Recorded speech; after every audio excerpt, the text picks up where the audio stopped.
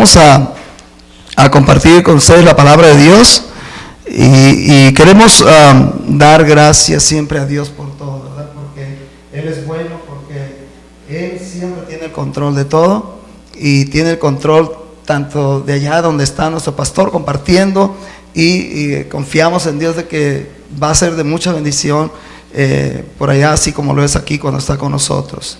Así que damos gracias a Dios. Y nosotros vamos a hacer pues aquí lo propio. Vamos a compartir la palabra de Dios, ya que estamos llamados a eso. Así de que vamos a ir vamos a estudiar hoy. Vamos a continuar con el estudio del libro de Hechos, que estamos hoy ya en el capítulo 25.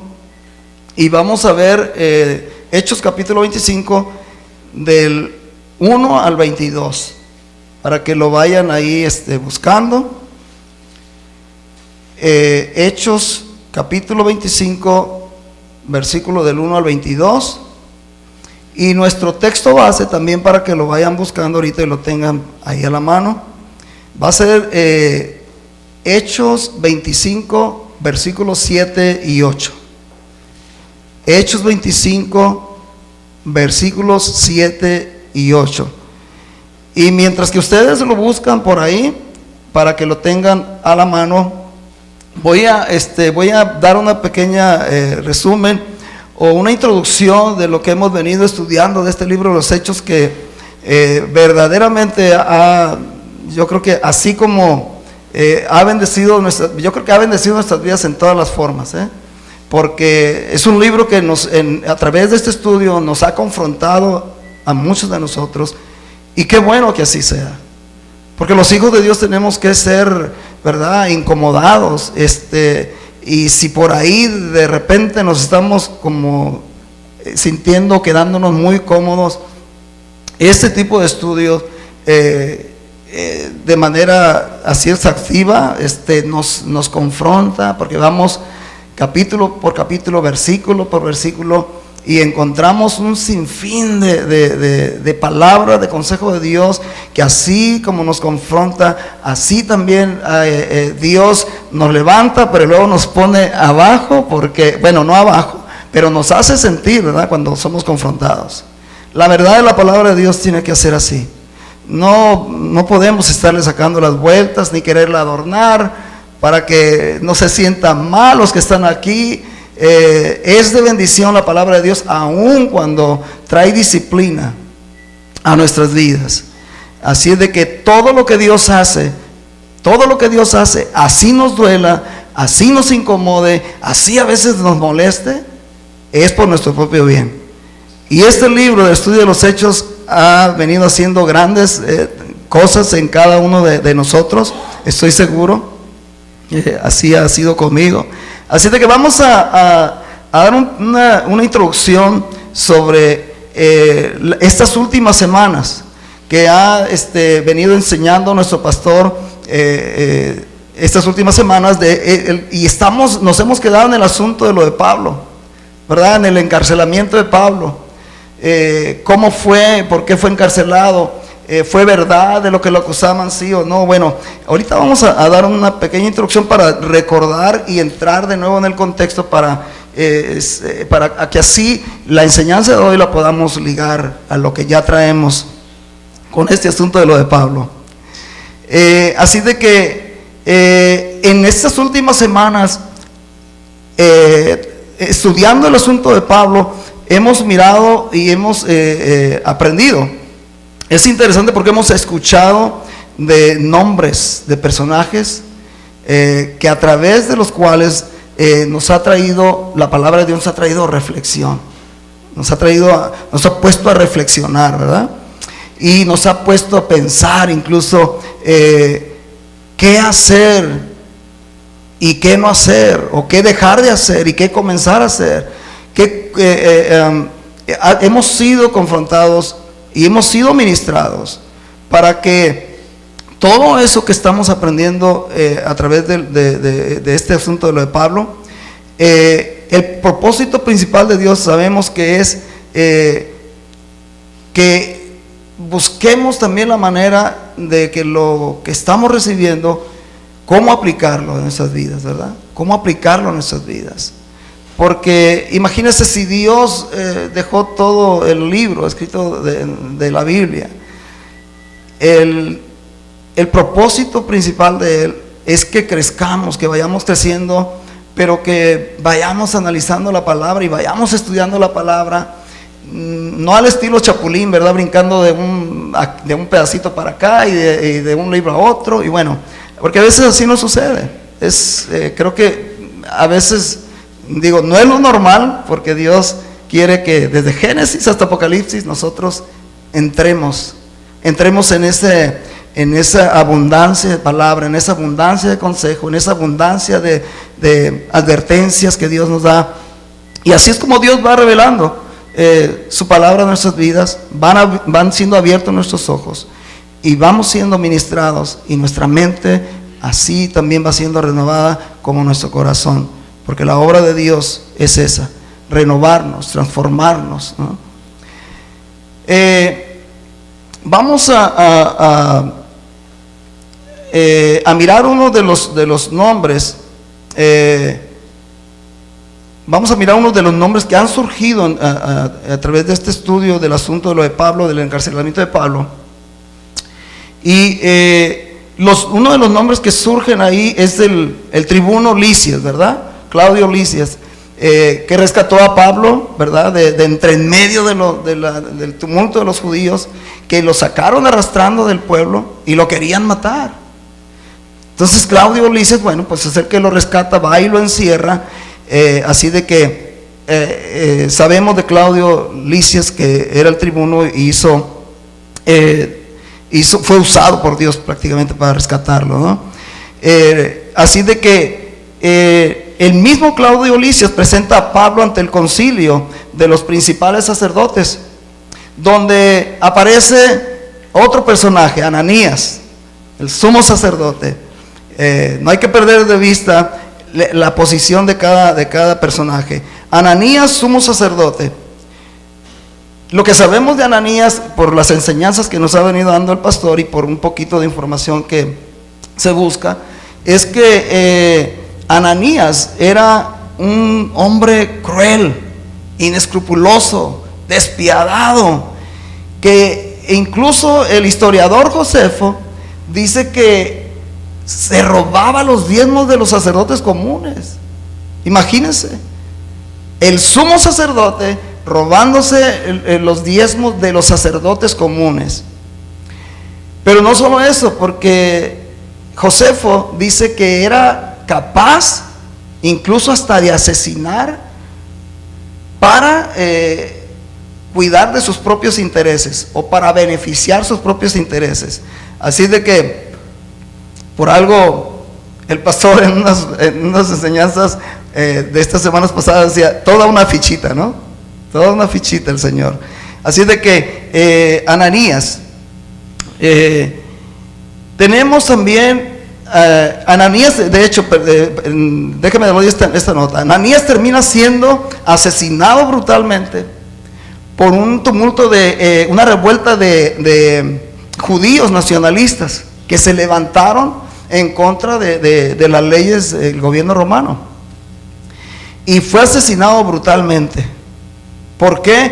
Porque Ananías lo que estaba todo el tiempo era congraciándose con el gobierno, con la ley romana, y entonces lo que hacía era que reprimía de manera violenta a los judíos que se quejaban. Entonces los judíos llegaron a un punto en que ya no soportaron y fue asesinado en medio de todo eso. Así de que no le fue muy bien al Señor, ¿no? Ananías. En Hechos 23:12 entramos al complot para asesinar a Pablo. El mismo Lisias envía a Pablo con Félix, otro personaje, Félix, ¿verdad?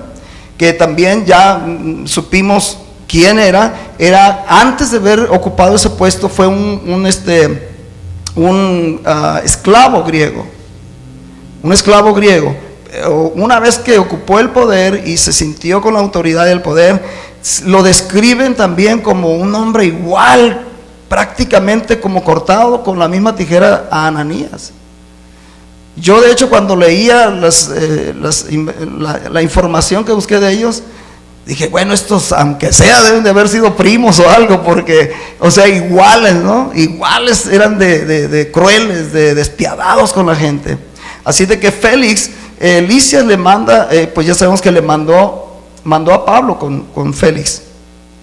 Y entonces, bueno, sabemos esa información de Félix. Aparte que Félix también tenía por ahí, se sentó con Pablo, cuando lo enviaron se sentó con Pablo, y sabemos que Pablo no perdió oportunidad para enseñar, para predicarle de Cristo, y le compartió, ¿verdad? Sobre la justicia, el dominio propio y el juicio venidero. Entonces, de la manera en que Pablo le estuvo hablando y le estuvo enseñando tan detenidamente, fue tal que el corazón de este Félix fue confrontado en la condición de su pecado. Y sabemos por lo que dice la palabra, ¿verdad? Que no aguantó más y le dijo a Pablo, ¿sabes qué? Cállate, vete. Y en ese momento, qué triste, ¿no? Porque en ese momento, al haber sido confrontado con su pecado, tenía la oportunidad de haberse arrepentido y no lo hizo. Y la muchacha que lo acompañaba, Drusila, no reaccionó tampoco. No reaccionó. Esa joven, como nota, si acaso tenía 20 años cuando estaba casada con él. El problema es que él se la había quitado a otro hombre. Así de que al Pablo estarle enseñando de la justicia, el dominio propio y el juicio venidero, entonces reaccionó a Félix y le dijo, cállate, vete, después mejor hablamos. Entonces prefirió, en su necedad, hacer eso, ¿no? Quedarse igual como estaba, en lugar de convertirse, ¿no? Ya de una vez, ¿no? Así de que ahí nos quedamos y vamos a ver los últimos 2 versículos del capítulo 24. Y ahorita, bueno, vamos a orar vamos a hacer una oración, vamos a leer nuestro texto base, que es Hechos 25, 7 y 8.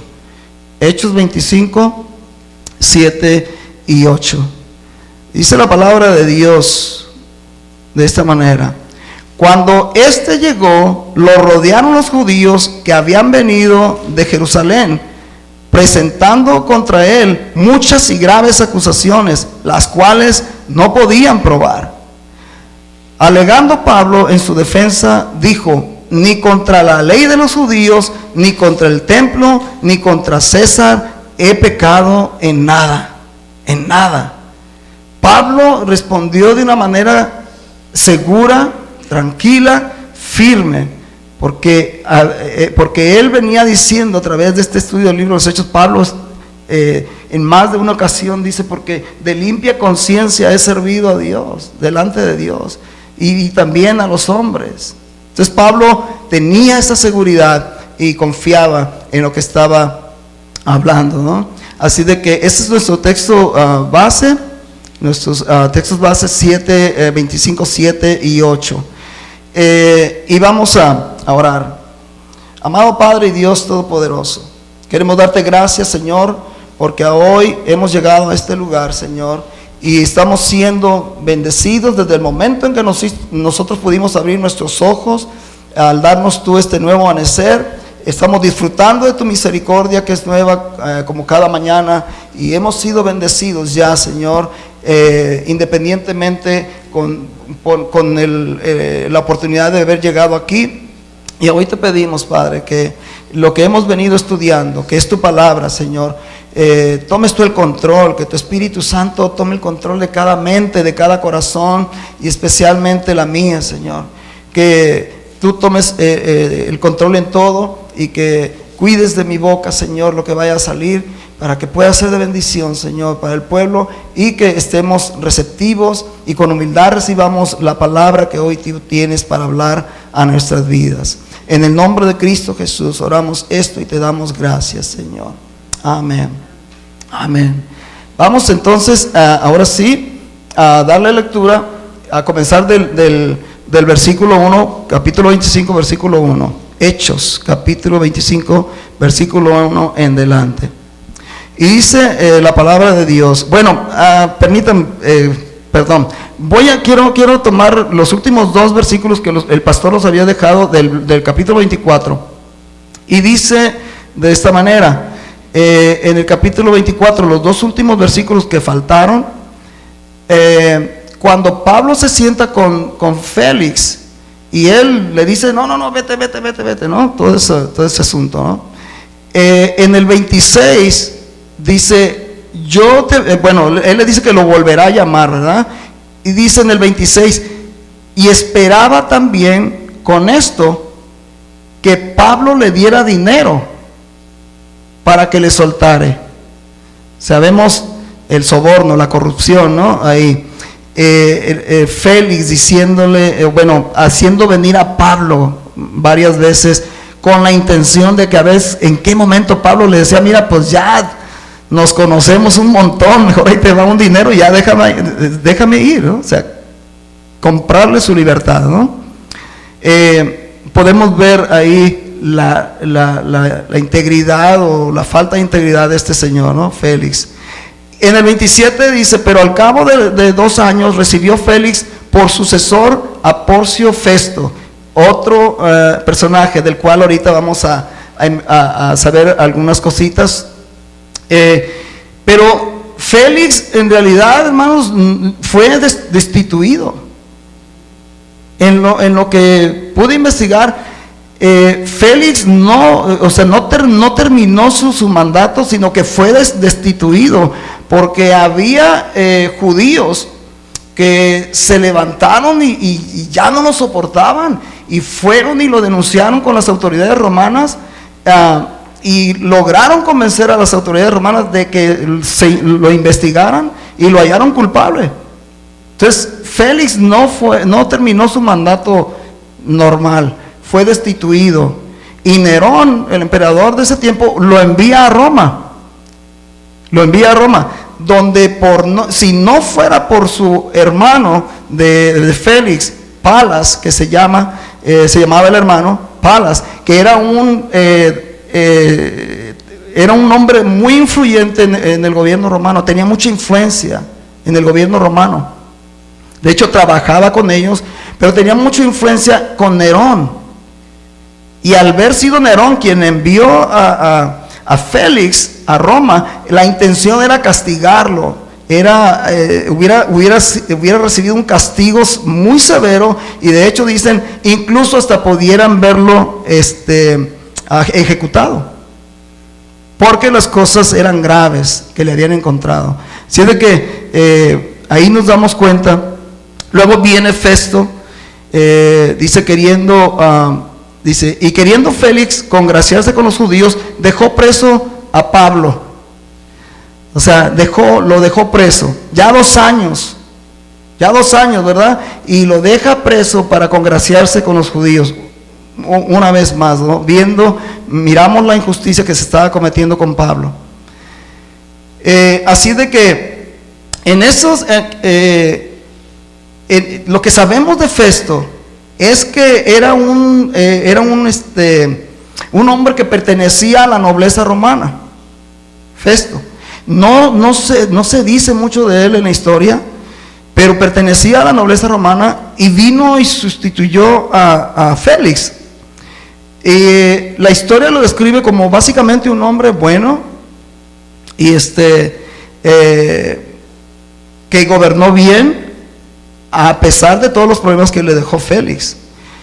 Y esto quedó demostrado de que tenía un liderazgo bueno y firme, porque rápido se puso a trabajar en cuanto ocupó el puesto, y prácticamente al tercer día va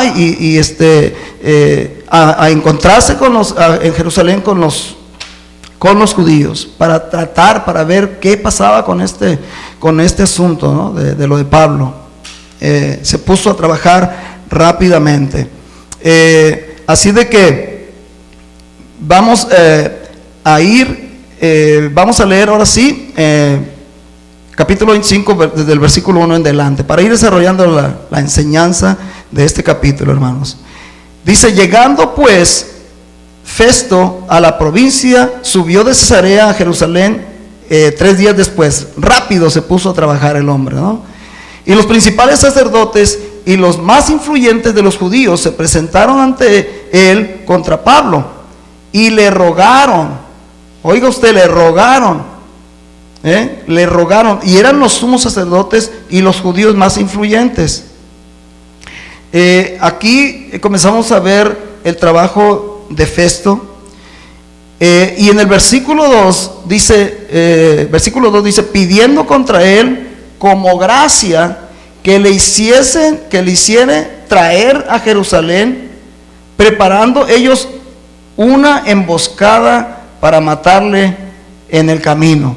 Otra vez el intento por matar a Pablo, ¿no? Ya había habido una vez anterior, así de que, bueno, era la tercera vez que ya se intentaba matar a Pablo, porque desde el momento en que lo rescataron, esa era la intención, matarlo. Luego Lisias lo salva, luego se viene la emboscada que habían preparado también los judíos, seduceos, para también matarle, ¿no? Y ahora esta es una de las 3 veces que están preparando eso, ¿no? Para intentar matarle en el camino.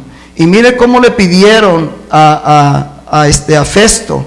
Le dijeron, pidiendo contra él como gracia,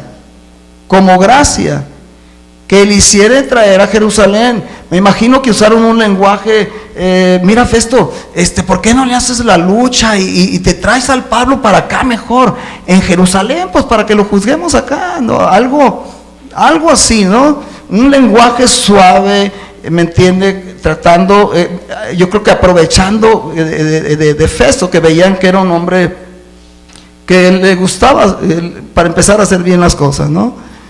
Pero el lenguaje de ellos, yo creo que el lenguaje de ellos fue tratar de convencerlo, más sin hacerle saber a Festo que la intención de ellos era ya no dejarle llegar a Jerusalén en realidad, sino matarlo en el camino. Los principales sacerdotes y los judíos, dice, más influyentes, lo hicieron así. Aunque había pasado ya 2 años con el caso de Pablo, esto seguía siendo de mucho interés para los judíos. O sea, en ellos no se había perdido el interés, y esperaban pues que Festo les hiciera ese favor: tráenlo para acá y pues acá lo juzgamos, ¿no? Parece algo bueno, ¿no? Nada, no se le veía nada malo, tal vez, o Festo no lo tomó mal, más como la escritura describe, la intención de ellos era matarlo. Así que podemos ver, hermanos, en el cancelamiento generoso de Pablo, pudiéramos llamarlo así. Y tal vez usted diga, hermano, qué de generoso le hayas tú que un hombre esté encarcelado. Está encarcelado, está privado de su libertad, no ve a su familia, ¿no? Pero Pablo, lo podemos mencionar así porque Pablo, cuando fue encarcelado, podemos decir que fue un encarcelamiento generoso. ¿Por qué? Porque Félix trabajó de una manera en que le dijo a donde lo tenían encerrado, encarcelado, es que no le prohíban las visitas, dejen que lo visiten, que vengan y todo bien, no le prohíban nada. Pablo tenía la libertad de salir a los patios de la prisión, no le prohibían visitas, así de que por ese lado podríamos decir que es un encarcelamiento generoso, estando ahí en Cesarea. Y fue en realidad, también lo podemos decir así, una provisión divina de una custodia protectora de Dios ¿Por qué? Porque lo estaba guardando de las negras intenciones de los judíos, que era matarlo. Entonces, miren, podemos ir viendo aquí que Dios estaba en el asunto todo el tiempo. Y Dios sabiendo las intenciones de los judíos, decía, no, lo voy a preservar aquí. Aquí está bien, ahorita no le están prohibiendo nada. Lo pueden visitar, tiene la libertad de salir a los patios, todo eso, ¿no? Así de que tenía ese privilegio, ¿no?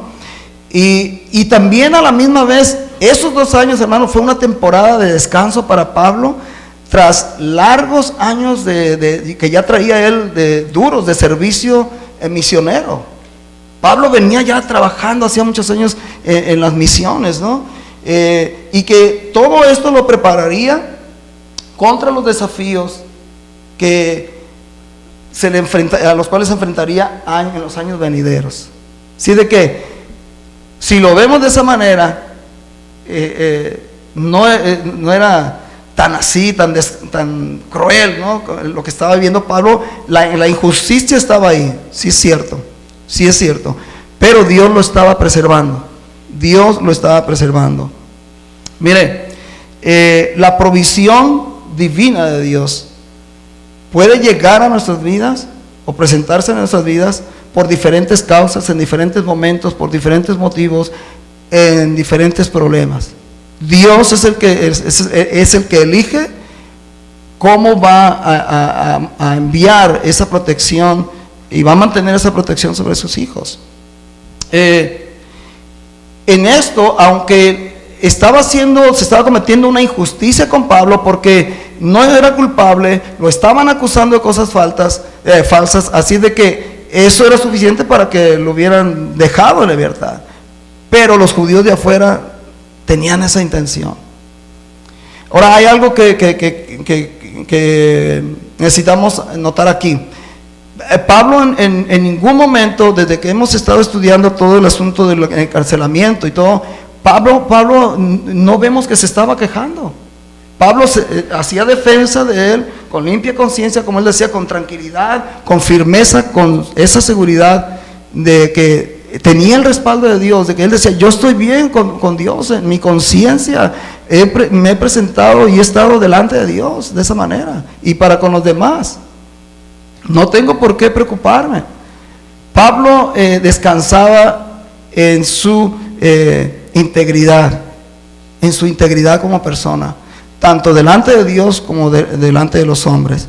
Entonces Pablo no se quejaba, no lloraba, no se enojaba, no leemos que decía, híjole, es que yo ya anduviera queriendo predicar por allá en otro país que tenía pensado, o ya quería poner un negocito ahí entre las misiones y esto, poner un negocio, qué sé yo. Pablo no se estaba quejando de nada, no vemos que se queja. Y aquí hay algo que podemos nosotros reflexionar. ¿Cuántos de nosotros, sea que hayamos pasado por situaciones, ¿no? O usted conoce tal vez la historia o el caso de alguien, ya sea en el pasado, en el presente, en las cuales nosotros tenemos la tendencia a quejarnos, ¿no? Luego a frustrarnos, ¿verdad? A decepcionarnos o a enojarnos. ¿Por qué? Porque es que se me fue el avión.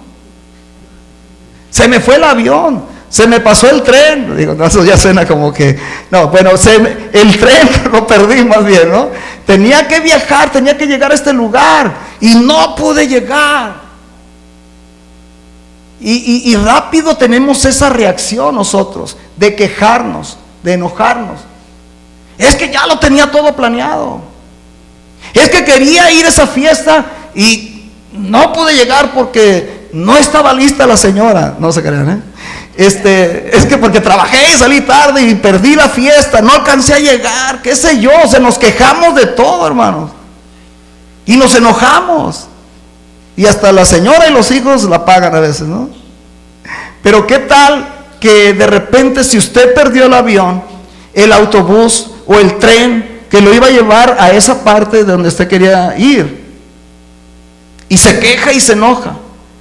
¿Y qué tal que otro día usted escucha en las noticias que el avión en el que usted iba a viajar el autobús o el tren tuvieron un accidente fatal y todos se murieron, por ejemplo. Entonces, ¿qué es la reacción? Ay, Señor, perdóname porque me enojé y dije y hice, ¿verdad? Esa es la reacción que tenemos. Y todo esto, hermanos, es una reflexión para ayudarnos a que cada vez nos quejemos menos, a que cada vez nuestra confianza, independientemente cuál sea la situación, el problema, nuestro corazón repose confiado en Dios. Que digamos, aunque muchas veces yo creo ustedes, yo mismo he llegado a decir, Dios, no entiendo lo que está pasando, no sé, no entiendo por qué está pasando esto así, pero vamos aprendiendo a decirle a Dios, Señor, pero tú lo sabes todo. Señor, Señor, a veces siento como temor o me da ansiedad, pero Señor, necesito seguir confiando en ti. Tú tienes el control de todo. Y para esto, hermanos, quiero decirle esto: no se desanime. No sé si usted, o tal vez los que nos están viendo, que están conectados en línea, alguien a lo mejor está pasando algo parecido. Tal vez usted se enojó porque algo no le salió bien, porque no pudo llegar donde tenía que ir, porque lo que usted quiera. Y si usted está enojado, y si usted está tal vez reclamando a medio mundo, ¿verdad? Porque no pudo hacer aquello que necesitaba hacer, o llegar a donde tenía que llegar,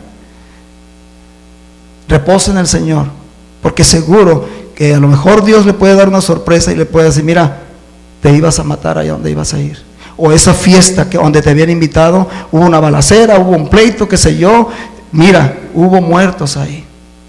Y entonces, hermanos, antes de quejarnos y enojarnos, mantengámonos confiados en Dios, mantengamos diciendo, Señor, yo tenía muchas ganas de ir para allá, pero pues ya no se hizo, Dios, solamente tú sabes por qué. Está bien, para otra vez será, ¿no? Para otra vez será.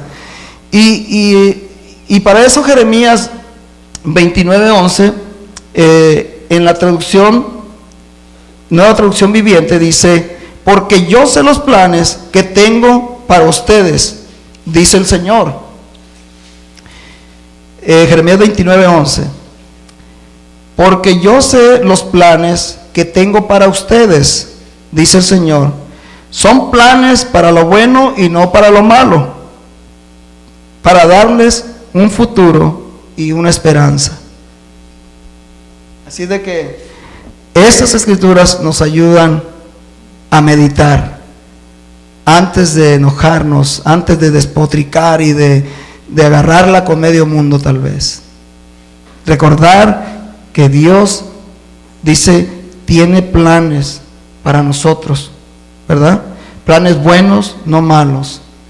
Y dice, para darles un futuro y una esperanza. Así de que meditemos en las escrituras, hermanos, cuando nos veamos en situaciones algo parecidas, o qué sé yo, no como Pablo tal vez, pero bueno, no sabemos, ¿no? Vamos a ir ahora, vamos a continuar con la lectura y nos quedamos en Hechos, ¿verdad? 25,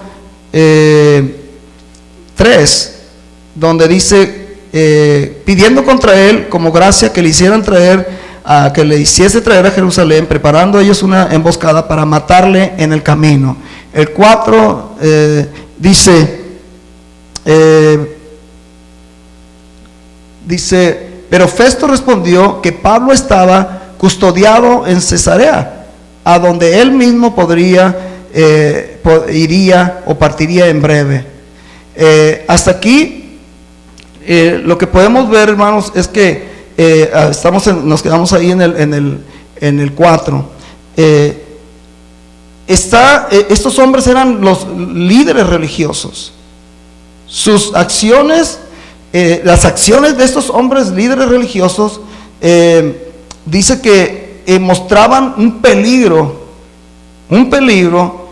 el peligro que hay cuando alguien se llena de religión y no de Dios. Lo estamos leyendo bien claro. eran los religiosos, los principales, los sumos sacerdotes.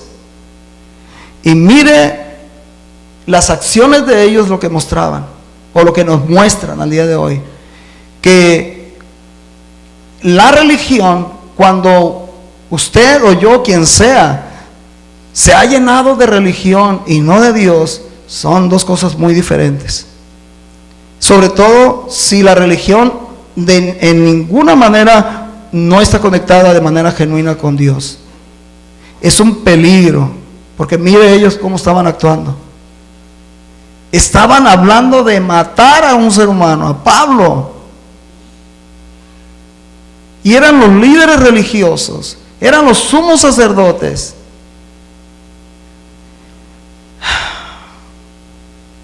Esto nos hace reflexionar, hermanos, para que todos los que estamos aquí presentes y los que están en línea, podríamos decir, mira, ¿sabes qué?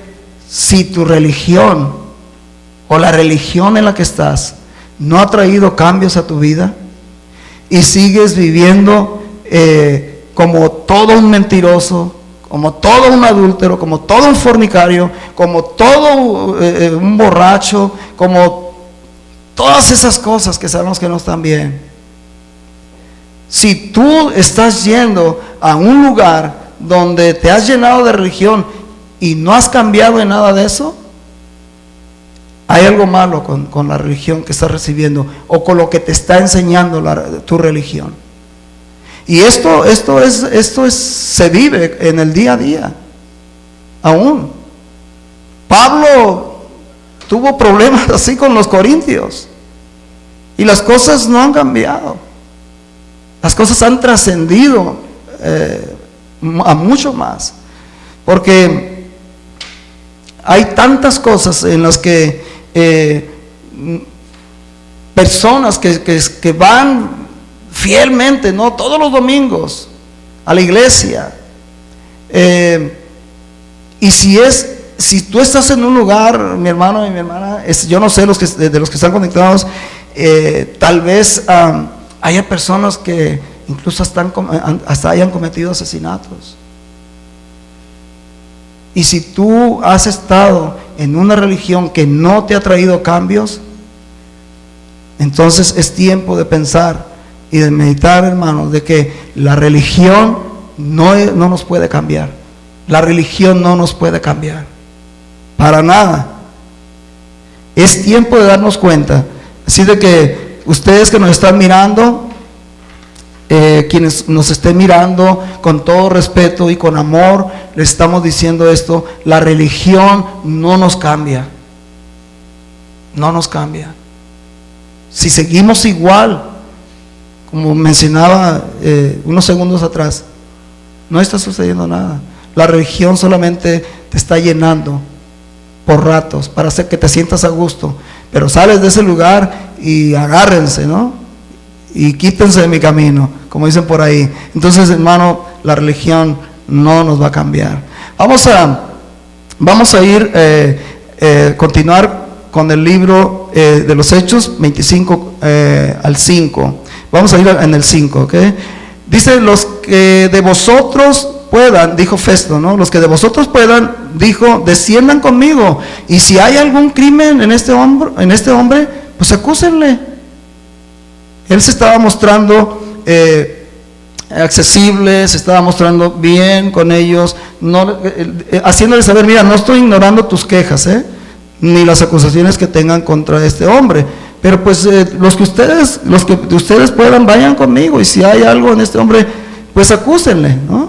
Luego dice: y deteniéndose entre ellos no más de 8 o 10 días, venido a Cesarea, al siguiente día se sentó en el tribunal y mandó que fuese traído Pablo. Cuando éste llegó, lo rodearon los judíos que habían venido de Jerusalén, presentando contra él muchas y graves acusaciones, las cuales no le podían probar. Otra vez, insistiendo en acusarle de cosas que no le podían probar, ¿ok?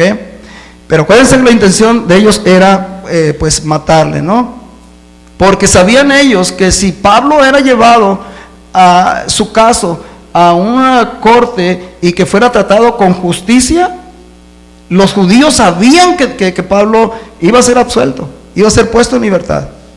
Ellos sabían esto, y por eso es que decían, no, mejor antes de que llegue, de que se le haga otro juicio, mejor nos lo echamos, lo matamos en el camino, porque sabían que ese era el riesgo que ellos corrían, de que Pablo fuera dejado en libertad, ¿no?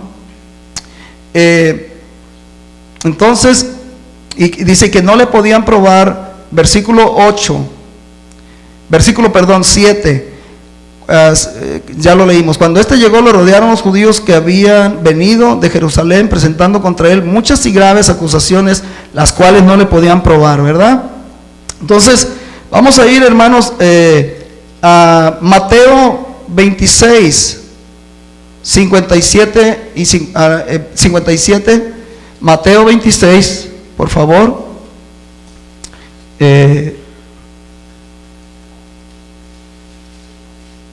Mateo 26, 57.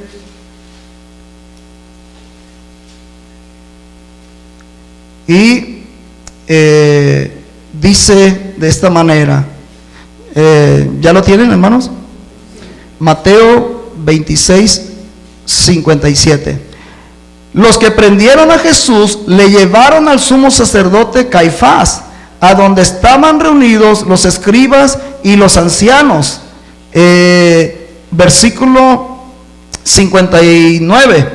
Y los principales sacerdotes y los ancianos y todo el concilio buscaban falso testimonio contra Jesús para entregarle a la muerte.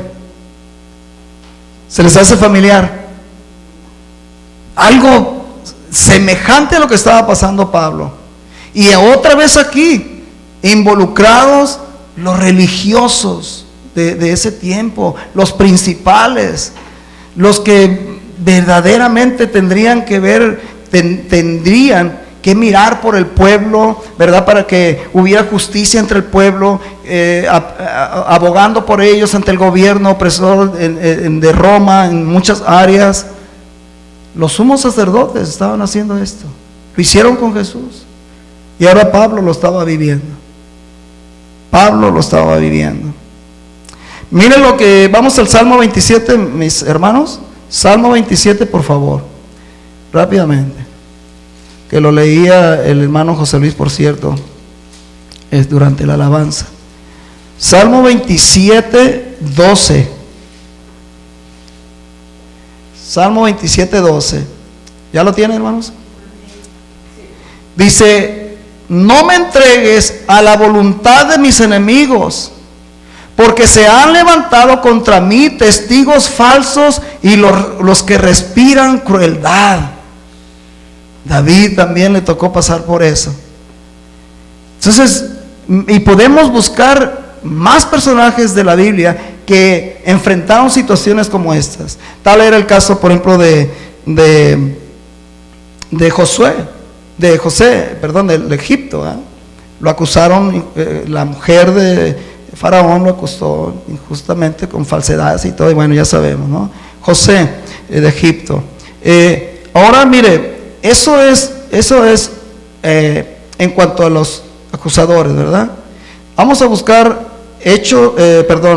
Daniel 6:22.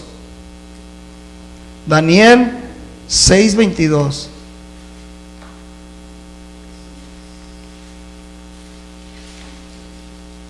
Cuando ya lo tengan, me dan un amén. Bueno, dice Daniel 6:22: mi Dios envió su ángel, el cual cerró la boca de los leones para que no me hiciesen daño, porque ante él fui hallado inocente. Y aún delante de ti, oh rey, yo no he hecho nada malo, no he pecado. Pablo, aquí vemos que Daniel enfrentó esa situación, ¿verdad? Cuando le sucedió lo que le sucedió con el rey de Babilonia y todo eso, ¿no? Miramos una situación en la cual Daniel reposa en que él no era culpable de nada. Dice, porque contra ti, oh rey, yo no he pecado. O sea, no hay nada de lo que me puedan acusar, ¿no? Entonces Daniel estaba reposando en su confianza en Dios y en la integridad que en él había. Así es de que tenemos esos ejemplos de estos personajes bíblicos que también, como decíamos, no era Pablo el único que lo estaba pasando, no era el primero que le estaba sucediendo, sobre todo le sucedió al Señor Jesús, al Señor Jesús. Entonces, vamos a anotar algo aquí. Ya hacía más de 2 años que Pablo seguía preso injustamente, como ya lo mencionábamos. Seguía preso injustamente. Y más de 2 años que los judíos no podían quitarse de la mente, ¿verdad? No podían quitarse de la mente el deshacerse de Pablo. Y esto nos enseña que, por cierto, les pido disculpas, el título del mensaje no se los di. El tiempo no sana ni te libera de nada malo. El tiempo, ¿ok? Estamos hablando del tiempo. El tiempo no sana ni te libera de ningún mal. El mundo allá afuera tiene una filosofía, ¿verdad? Que lo hemos escuchado miles de veces. No, el tiempo te va a sanar. Con el tiempo se te va a olvidar. El tiempo. Esa es la filosofía del mundo. Y muchos nos llegamos a creer. Yo cuando estaba sin Cristo, pues yo decía cada rato, aleluya por el tiempo. No se crean, o sea, en ese tiempo yo ni siquiera que iba a decir aleluya, ¿no? Cuando no conocía a Cristo. Yo simplemente me recuerdo que en ocasiones a mí se me llegó a decir eso. Pues el tiempo todo lo cura. El tiempo todo lo cura. No te preocupes. Tú vive la vida loca, como decían por ahí, ¿no? Pero esa es la filosofía del mundo. Y en realidad el tiempo no sana ni te libera de ningún mal. No es así. Estos judíos religiosos tenían más de 2 años con eso. O sea, pudriéndoseles el corazón, o sea, con ese odio que tenían contra Pablo, que les estaba comiendo el corazón, que yo creo que ni los dejaba dormir. No los dejaba, no se podían quitar de la mente, porque consideraban a Pablo de lo peor, como una peste, o sea, de lo peor, ¿no? Y ellos decían, nos tenemos que deshacer de él. Imagínese, hermano, una persona o personas con ese odio así en su corazón, y que pasa el tiempo y no se olvidan de aquello. Al contrario, pasa el tiempo y parece que apenas les pasó ayer lo que traen ahí, ¿no? O por lo que se enojaron, o por lo que están odiando a alguien, qué sé yo. Estos judíos estaban así. Y la verdad, hermano, así como aquí en esta parte es donde toma nombre el mensaje. El tiempo no te sana ni te libera de ningún mal. Pero hay uno que sí lo hace, y es Cristo Jesús. Es Cristo el único que hasta el día de hoy puede sanar principalmente los problemas del alma. Porque ahí es donde apunta Dios primero. Para Dios sanarte de cualquier enfermedad no es nada, porque para Él nada es imposible.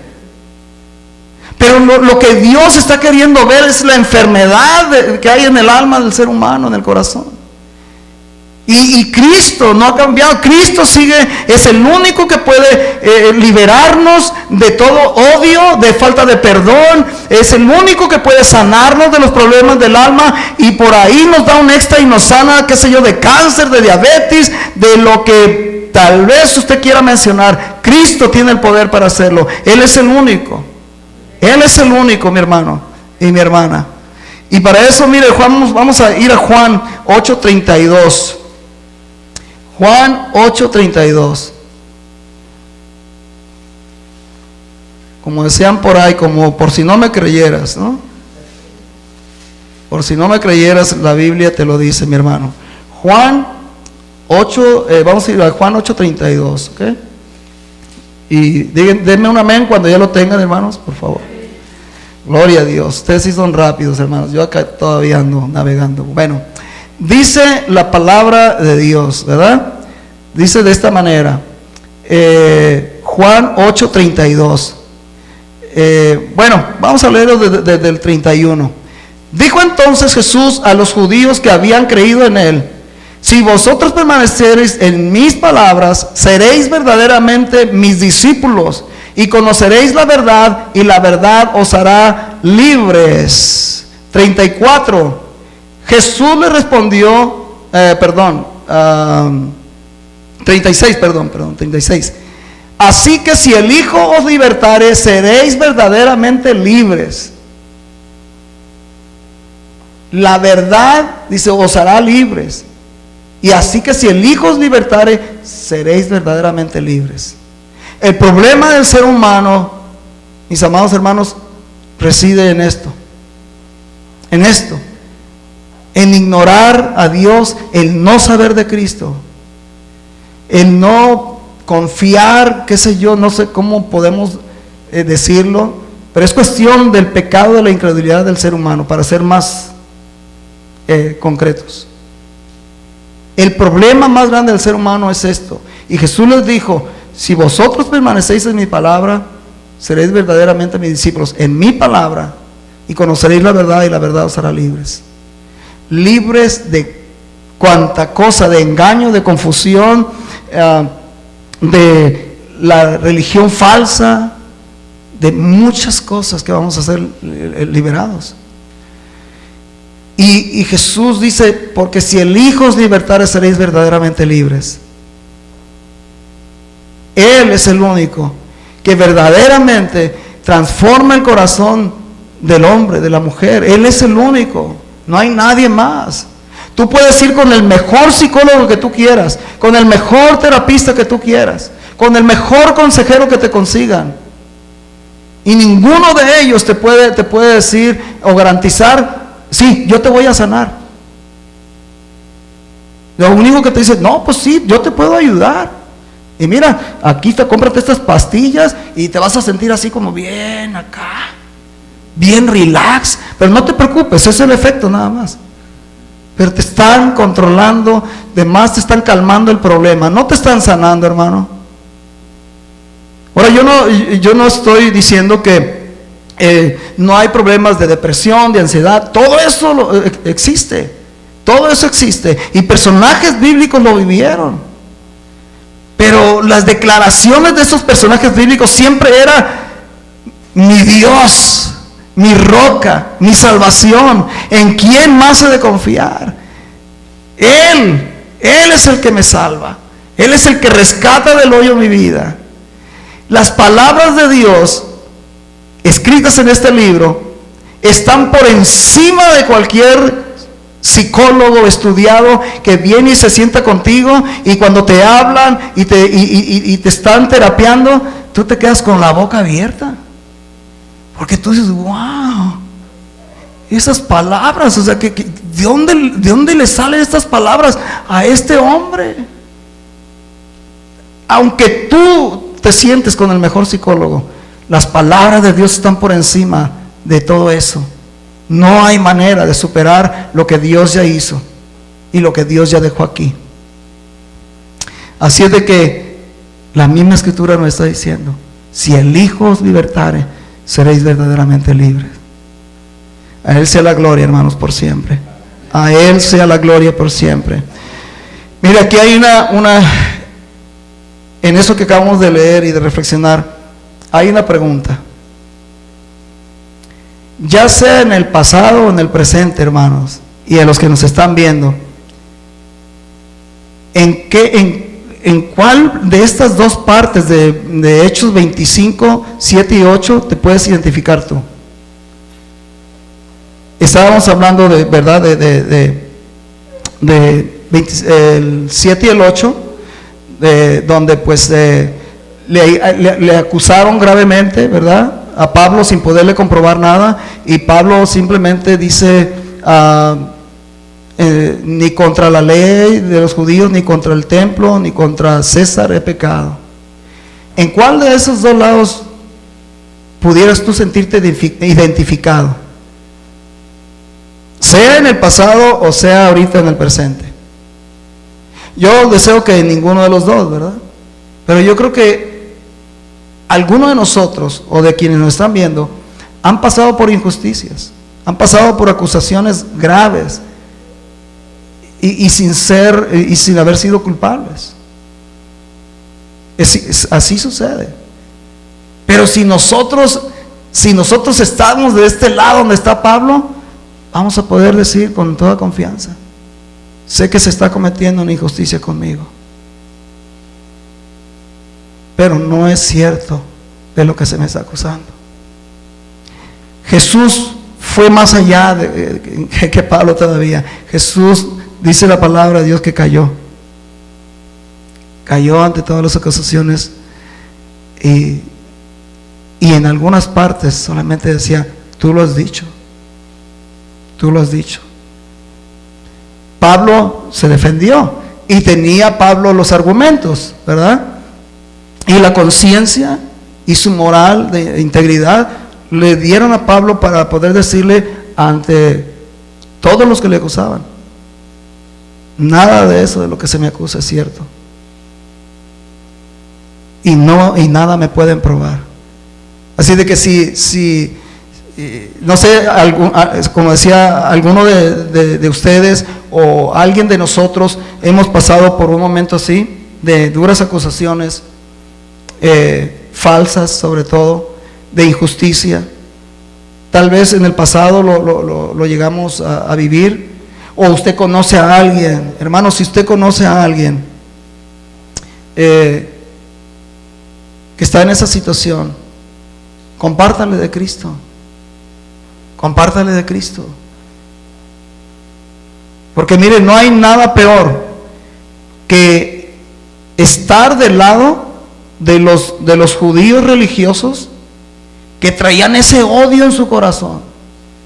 No hay nada peor. Yo prefiero que a mí se me acuse de algo injusto, ¿verdad?, que yo estar de aquel lado, donde hay odio en el corazón, donde hay odio al punto de que casi quieres matar a la persona, o casi de que dices: no me menciones a tal persona. Y que pasen los días y que pasen los años y que traigas eso ahí en tu mente y en tu corazón, mordiéndote, o sea, comiéndote la mente y el corazón. Eso, hermano, es miserable. Eso es vivir una vida miserable. Cuando en Cristo podemos vivir una vida llena de gozo, de alegría, reposando en su poder. Mire la diferencia. Mire la diferencia. La actitud de Pablo. Yo prefiero estar para acá del lado de Pablo, ¿eh? Pero estar de aquel lado donde los acusadores tienen odio a tal punto de querer matar a la persona. Mi hermano, si hay alguien de ustedes que están aquí, o de quienes nos están viendo y están viviendo una situación parecida a esto, y ustedes son quienes están padeciendo en su corazón, porque saben que el que padece, el que sufre más, verdaderamente es el que trae el veneno del odio ahí, de verdad, porque no te deja ni dormir. Y más cuando de cualquier cosa te agarras para seguirlo alimentando y para mantenerlo ahí agarrado, ¿me entiendes? Y diciendo en tu mente: pero algún día me la cobraré. No, ya sé que pasaron 2 o 3 años, pero ya la siento cortita, ya la olfateo que en cualquier rato me la voy a cobrar. ¿Qué vida tan más miserable es eso? En mi trabajo, yo trabajo, conozco muchos ancianos, Y a veces me sorprendo, hermano, porque hay ancianitos de 80 años, 85 años, 90 años, y con los cuales me ha tocado conversar, y de repente te abren tu corazón. Y es triste, hermanos, que hay personas como ahí en mi lugar de trabajo, sentarme yo con personas y que de repente te dicen: no, pero yo me acuerdo de lo que me hizo tal y por cual, o tal persona hizo, y no se me ha olvidado. Y si pudiera, y dice, y si pudiera, me las cobraba. Pero mira cómo estoy, me dice. Y entonces, pues me ha tocado pues poderles decir, pero compartirles pues, del amor de Dios, de cómo eso es un pecado. Y les he tenido que decir: ¿sabes que eso que traes ahí en tu corazón es un pecado? Dios dice que no debemos desearle ningún mal. No, pero es que me la hicieron. Pues sí, te la hicieron. ¿Y qué vas a hacer después de tantos años trayendo eso ahí? Y todavía tú, ya la persona a lo mejor ni vive. Y andas con odio y con coraje de gratis. Y casi hasta lo quieres devolver de la tumba, ¿no? No, pero si yo pudiera lo desentierro. Y por lo menos le doy una patada. Y lo vuelvo a enterrar. O sea, es que hay a veces que llegamos al extremo, hermano. Hay momentos que traemos tal cosa en el corazón que de verdad hay personas que dicen: no, si viviera todavía le haría la lucha a cobrármela. Es triste y es una vida miserable, de verdad, vivir así. Así es de que meditemos, hermanos. Si usted trae algo ahí en su corazón, ojalá que sea tal vez nomás algún resentimiento, ¿verdad? Algún enojo por ahí de algo, aunque sea de ayer, hermanos, aunque sea de la semana pasada. No le dé lugar al diablo. No le dé lugar al diablo. Venga, y si hoy en este día Dios nos está hablando en cuanto a esto, es porque el asunto del odio y de la falta de perdón es algo grave. Es algo grave. Porque si vosotros no perdonáis a los hombres sus ofensas, tampoco vuestro Padre que está en los cielos perdonará. Meditemos en eso. Y vamos a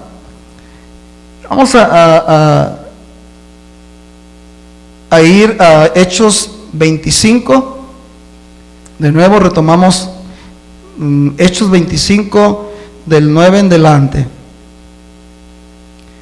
Hechos 25 del 9 en delante. Bueno, antes de entrar, mire, ahí a Hechos 25, déjenme, apártenle ahí, vamos a Romanos 8:33, ¿ok? 8:33 y 34. Romanos, ahí nomás a la vueltita.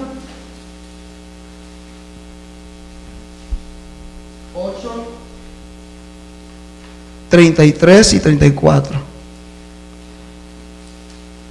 Y dice la palabra de Dios. Cuando ya lo tengan me dicen un amén, ¿ok?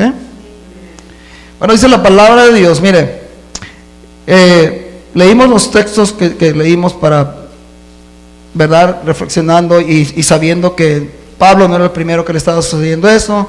Leímos los personajes de Daniel, de Salmos, de Mateo. Ahora vamos a si usted está en una situación de acusaciones falsas, de injusticia, mis amados hermanos, mire lo que dice Romanos 8:33 y 34. Si usted está de ese lado, si usted está de ese lado, mire lo que dice Romanos 8:33 y 34. Dice: ¿quién acusará a los escogidos de Dios? Pregunta. Dios es el que justifica. ¿Quién es el que condenará? Cristo es el que murió, más aún el que también resucitó, el que además está a la diestra de Dios, el que también intercede por nosotros. Esto es lo que sucede cuando nosotros estamos en la posición de acusados, y principalmente si es de manera injusta. Mire lo que nos dice, es esto que nos dice Romanos. Cristo está intercediendo por nosotros. El asunto es que tenemos que esforzarnos y recordarnos a cada momento: Señor, yo quiero andar rectamente delante de ti y delante de los demás, ¿verdad? Para que esto suceda. Porque si yo también, como hijo de Dios, ¿verdad? Si yo caigo o fallo en alguna clase de pecado, que sea no porque lo pensé o lo medité o ya sabía que lo iba a hacer. Si es así, entonces Dios va a tratar de otra manera diferente con usted y conmigo. Pero si nos recordamos a cada día y le oramos a Dios y le decimos: Señor, ayúdame a andar rectamente contigo y también para con los demás, Señor, porque quiero que Romanos 8, 33 y 34 me caiga sobre mí, me cubra. Dios es el que justifica. Cuando a ti te acusan de algo injustamente, hermanos, Dios ya te justificó, tú no te tienes que preocupar. Pablo no se preocupaba, porque sabía que el que lo había justificado era Dios. Y Pablo decía: bueno, pues de nada hay de lo que me acusan. Y Cristo, Pablo sabía que Cristo estaba intercediendo por él. Cristo estaba intercediendo por él. Es increíble, mis amados hermanos, que Pablo, habiendo pasado por todo lo que sucedió ahí en el libro de Hechos, de lo cual estamos estudiando, mire, yo le puedo decir algo: no desmayemos, no desmayemos. Cuando enfrentemos cosas difíciles, cuando enfrentemos situaciones injustas, no desmayemos. No somos los primeros, o no somos los primeros hijos de Dios a los que nos está pasando. Hay cantidad de personajes en la Biblia que lo vivieron, y lo estamos leyendo ahorita y lo estamos estudiando. No desmayemos, hermanos, porque mire, le puedo decir algo: los planes y los propósitos que Dios tenga para tu vida y para nuestra vida, no hay nadie que los pueda parar. Nadie puede parar los planes y los propósitos que Dios tiene para tu vida y para nuestra vida. Así de fácil. Entonces podemos meditar en eso. Podemos meditar en eso. Nadie puede parar los planes y los propósitos que Dios tenga para nosotros. Así de que reposa en eso, mi amado hermano. Pablo, después de Hechos, mire, después de Hechos, todo lo que tenía Dios planeado para Pablo. Escribió todas las epístolas que escribió. Fue el hombre que más escribió del Nuevo Testamento. ¿Y acaso Dios dijo: ay, no, pues es que son muchos judíos y se lo quieren echar, y pues ya, ¿y yo qué voy a hacer? Pablo, pues que se las arregle como se las arregle. No, Dios sabía los planes que tenía con Pablo y los propósitos por los cuales Dios estaba permitiendo eso. Y era para prepararlo, como mencionábamos antes, para las cosas que le venían a Pablo después. Y mire cómo disfrutamos de leer y de estudiar las cartas de Pablo. Hechos, los propósitos de Dios y los planes de Dios para Pablo no llegaron hasta Hechos, trascendieron a mucho más. Y por eso ahora nosotros podemos disfrutar de las cartas de Pablo y leerlas y estudiarlas y que sean de bendición para nuestra vida. Eso es la verdad. No te olvides de esto. Los planes y los propósitos que Dios tiene para tu vida, nadie los puede parar. Nadie. El tiempo de Dios es perfecto. Vamos a continuar y vamos a ir a Hechos 25:13, ya para ir avanzando y cerca ya de terminar, hermanos. Hechos, ¿dónde me quedé?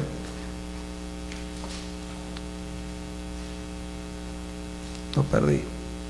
Hechos 25. Nos quedamos en Hechos 25, 9, ¿verdad? Pero Festo, queriendo congraciarse con los judíos, respondiendo a Pablo, dijo: ¿quieres subir a Jerusalén y allá ser juzgado de estas cosas delante de mí?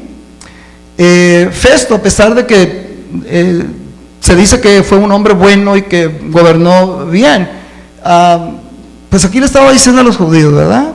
Le estaba diciendo a Pablo: ¿quieres ir? Allá te juzgo. Pero pues no sabía, ¿no?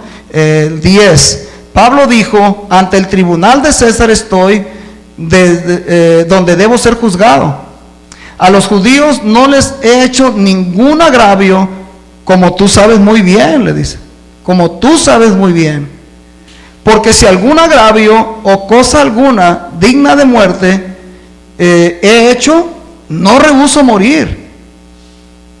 No rehúso morir, pero si nada hay de las cosas de que estos me acusan, nadie puede entregarme a ellos.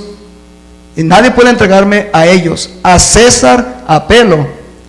Entonces Festo, habiendo hablado con el consejo, respondió: a César has apelado, a César irás. O sea, suena así como que Festo dijo: bueno, pues quieres sopa, pues te vamos a dar sopa. Como algo intimidante, ¿no? Yo me lo imaginaba, dije: ay, aquí suena como que Festo le dijo: ¿eso quieres? Pues órale, pues, prepárate porque no sabes ni cómo te va a ir, ¿no? Y si Pablo hubiera llegado, o bueno, si Pablo en ese tiempo, Nerón César era el gobernador el emperador de Roma. Y Nerón César, los primeros años que gobernó bien, porque se hizo rodear de gente buena, de buenos consejeros. Pero después, hermanos, la historia dice que fue uno de los más despiadados perseguidores de los cristianos. O sea que Pablo, sabiendo que estaba Nerón César y que estaba gobernando bien, Pablo no tenía preocupación de que Nerón fuera a reaccionar como anticristiano, ¿no? Así de que Pablo dijo: no, mándenme allá. Y además Pablo echó mano de sus derechos como ciudadano romano, apelando a la ley romana, ¿no? Y les dijo: no, a mí tú no, o sea, nadie me puede enviar allá con ellos. Yo quiero, mándame allá con César. Mándame allá voy a ser juzgado. Entonces miramos cómo Pablo echó mano de su derecho como ciudadano romano, ¿no? De reclamar ese derecho. Dice: a César has apelado, a César irás. Vamos al versículo 13 en adelante.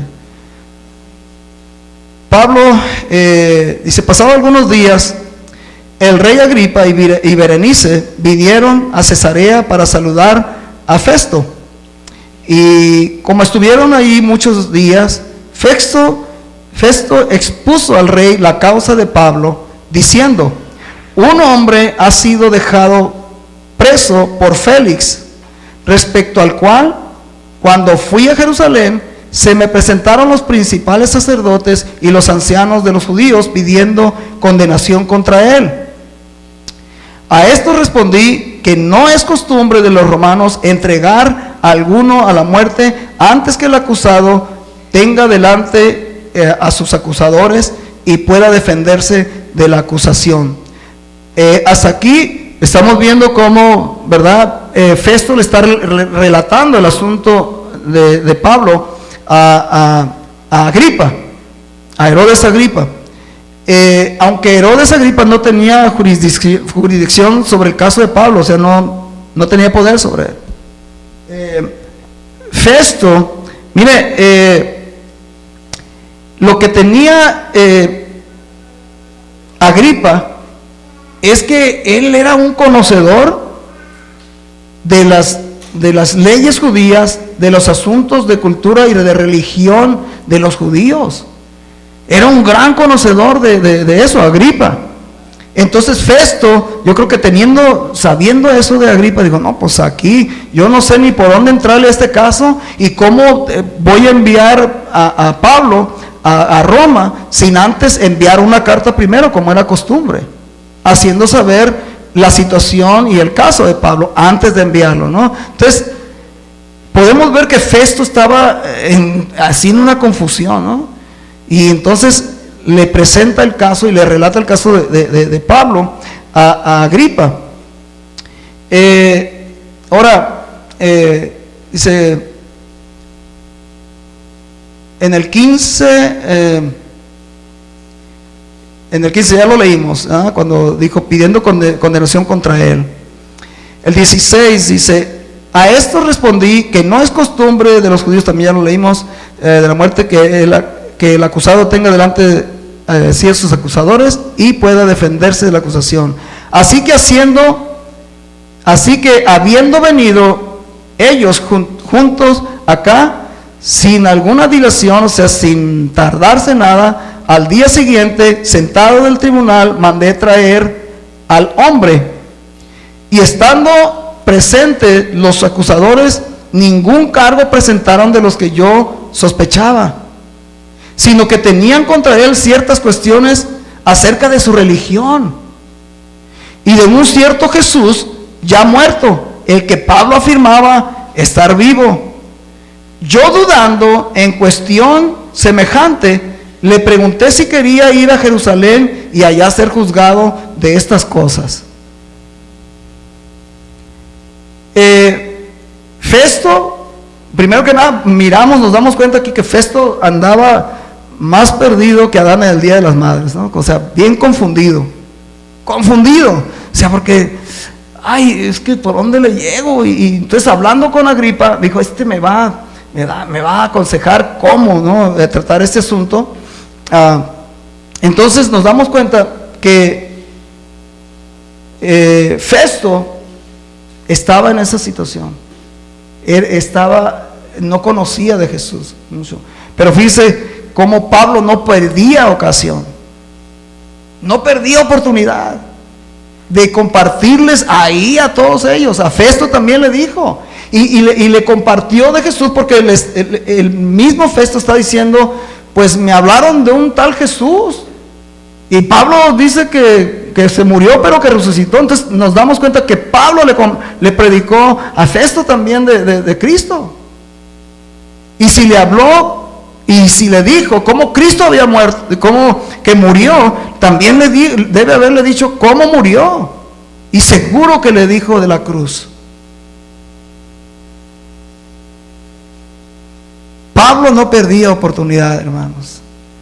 Pablo, en todo este tramo de este asunto de su encarcelamiento, no perdía oportunidad de seguirles hablando, de seguirles predicando de Cristo con quienes lo sentaran. Ahora, ¿quién era este Agripa, hermanos? Porque mencionamos el personaje, ¿verdad? Agripa y Berenice. Ok, Agripa y Berenice. Agripa, el bisabuelo de Agripa, de este rey Agripa, había tratado de matar a Jesús cuando era un bebé. Acuérdense, Herodes del tiempo de Jesús, cuando Jesús era bebé. Pues era el bisabuelo de este hombre. El bisabuelo de Agripa, de aquí de Hechos, fue el que trató de matar a Jesús cuando era un bebé. Su abuelo había mandado decapitar a Juan el Bautista, y su padre había martirizado al primer apóstol Santiago.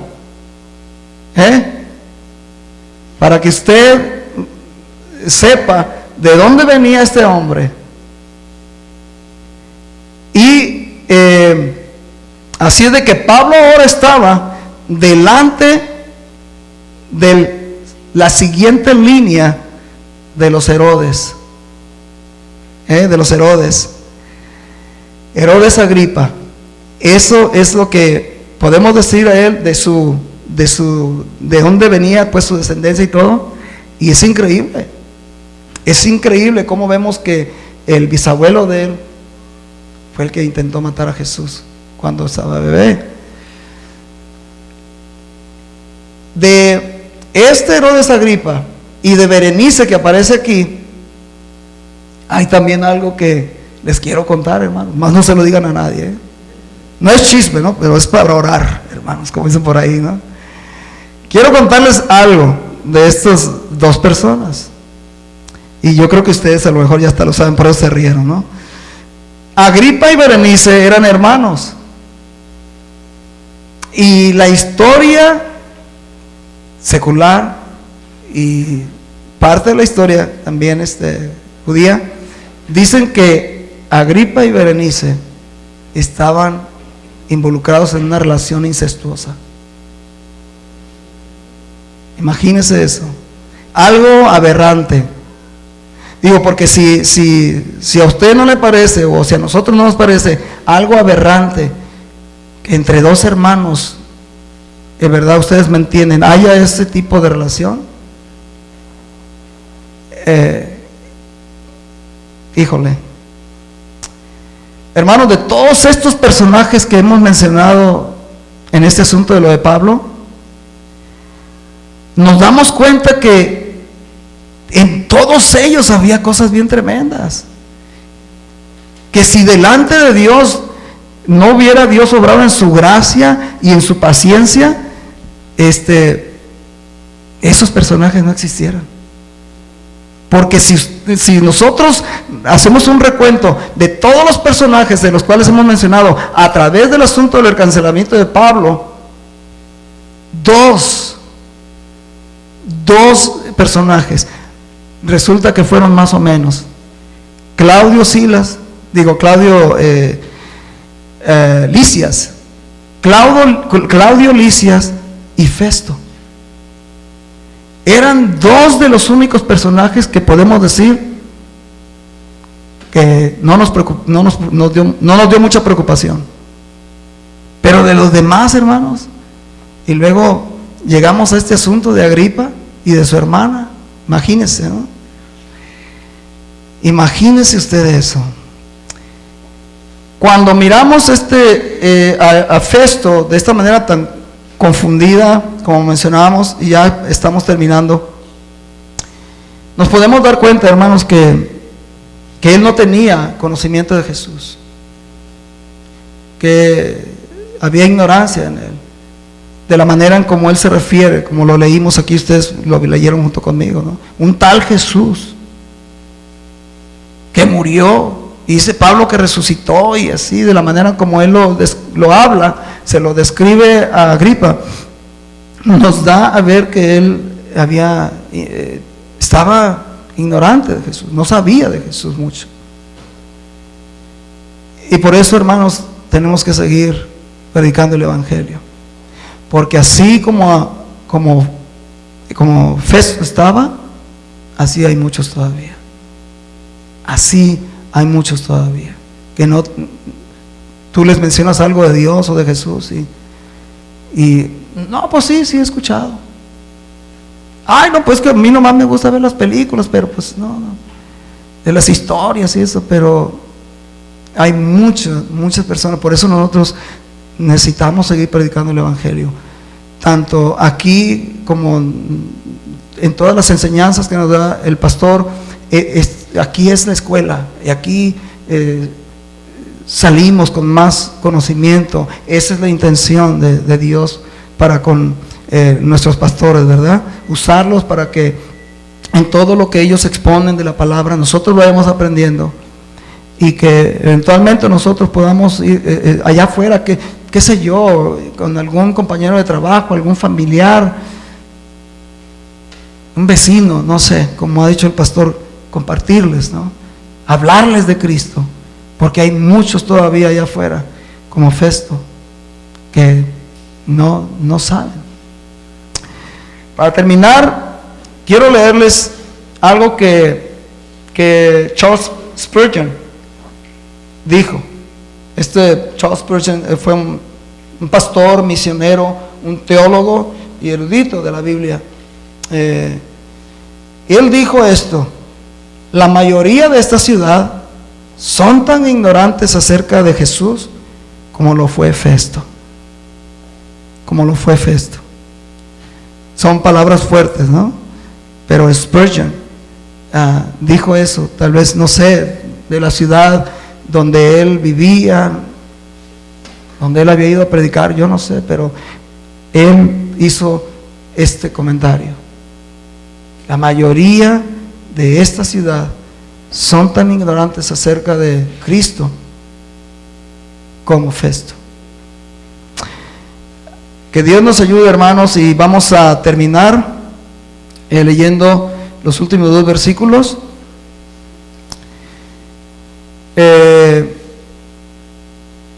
21 y 22.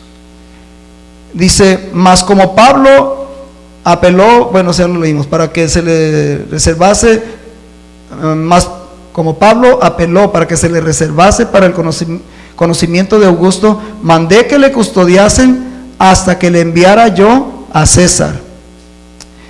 Entonces Agripa dijo a Festo: yo también quisiera oír a este hombre.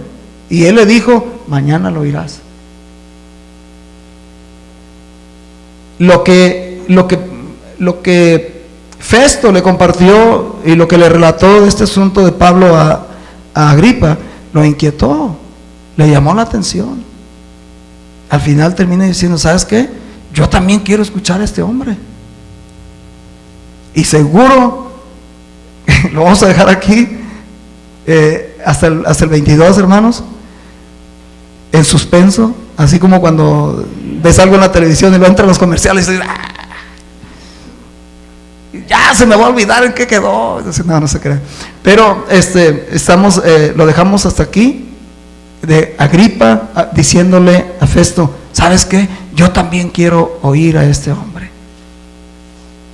Y yo creo que cada uno de nosotros, hermanos, queremos oír a Cristo a diario. Y creo que es un deseo y es un anhelo que se debe despertar en nuestro corazón. Él dijo: yo quiero escuchar también a este hombre.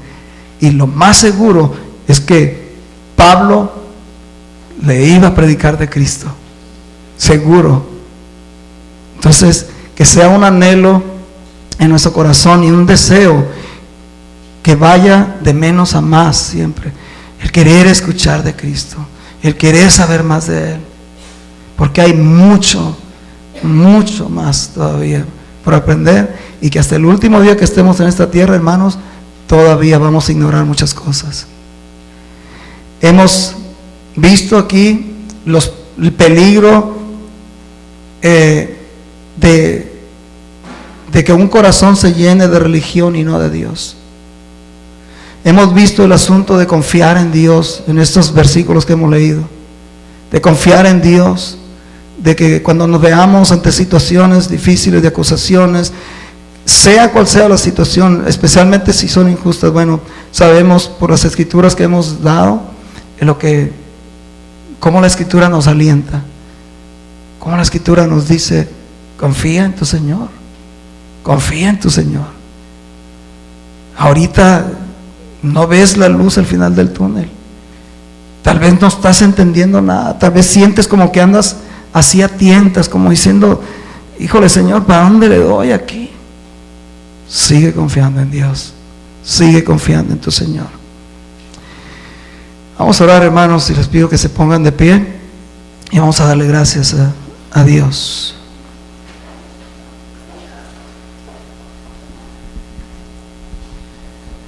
Amado y eterno Padre, Dios Todopoderoso, delante de tu presencia hemos estado y estamos, Señor, y hemos escuchado de ti, Señor, palabras, Señor, que traen reflexión, palabras que traen esperanza a nuestra vida, palabras, Señor, que nos dicen que sigamos confiando en ti, Señor. Hemos visto, Señor, en estos cuantos versículos, Señor, de Hechos, Señor, de lo que hemos leído, Señor, que tú nos instas a seguir teniendo confianza, Señor, como Pablo la tenía, como Pablo tenía esa seguridad, que nos instas, Señor, a que hagamos una reflexión de nuestra vida, Señor, para que nosotros no estemos del lado de los acusadores, sino que más bien que estemos de este lado. Señor, hemos visto que el asunto de que el tiempo no sana ni nos libera de ningún mal, Señor,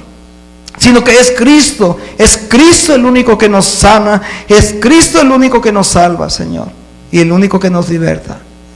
Amado Dios, que esta enseñanza, mi Dios amado, no quede por ahí solamente, Señor, en cualquier lugar, sino que encuentre un lugar en el corazón de cada uno de nosotros, que quede tatuada en nuestro corazón, Señor, y que eventualmente, Señor, la pongamos por obra, que eventualmente, Señor, nos traiga reflexión a nuestra vida, porque ha sido tu palabra la que se ha compartido, Señor, y tu palabra, Señor, no regresa vacía. Tu palabra siempre va a tener el poder de cambiar y de transformar nuestras vidas. La religión no nos cambia, Cristo es el que nos cambia, Cristo es el que nos transforma. Tu palabra es la que nos renueva el entendimiento y el espíritu de nuestra mente, Señor, y estamos necesitados de eso. Mi Dios amado, no detengas la obra de tus manos en nosotros. Y Señor, en los que estuvieron conectados ahí en línea, también te pedimos, Señor, que hagas tu obra en ellos. Si hay alguien que estaba conectado que no te conoce, o que tal vez está como un Festo, Señor, que ignora o casi no saben nada de Jesús, Señor, con amor lo decimos, Señor amado, oramos para que esas personas sean alcanzadas por ti, y que tu Espíritu Santo ministre sus vidas, y que tu Espíritu Santo traiga una reflexión a sus corazones y a sus vidas, Señor, y que de esta enseñanza traigas tú algo bueno para cada uno de ellos. En el nombre de Cristo Jesús oramos todas estas cosas y te damos gracias, eterno Padre. Gracias, Señor. Amén y amén.